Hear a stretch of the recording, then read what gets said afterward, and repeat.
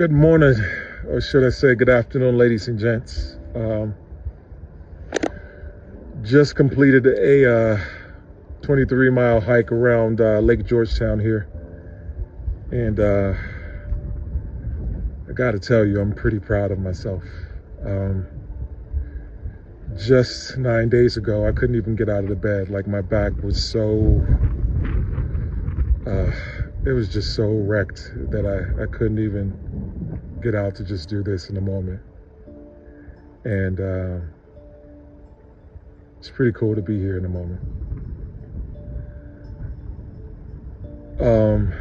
I heard a saying from LL earlier this week where he said,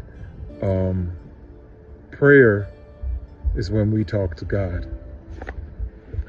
And he says, when we heed into our intuition and are tuned in to our intuition, that's God talking back to us. And I thought that was a really interesting concept. I spent a lot of time on this one praying and having conversation with God. This is the first day of my fast, and I was listening to a sermon yesterday where Pastor Todd was talking about resetting and how there are times and moments in our lives when we just need to reset. And I think this was a moment for me. And so just a lot of processing, telling God where I was, telling him my frustrations, but also at the same time telling him my way is not going to work, and I understand. But there's a lot of moments when I'm just a hard-headed man, and I always have to remind myself to just humble myself. So this season that I'm in right now is reset and rebuilding and just trusting and listening to him. And the funny thing sometimes I find is, like, there are moments, like I hear God all the time. And there are a lot of moments that I listen to him, but there's some moments that I just get hard-headed. And what's so funny about that is even in those moments when I'm getting hard-headed, I always come back to what he says, because it's always the way that I'm supposed to go.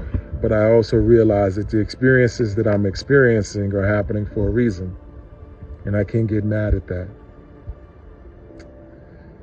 The Holy Ghost pointed me to something that had been bothering me that happened about 2 weeks ago, and trying to process it and figure it out and wonder why I was going through the thought processes that I was going through.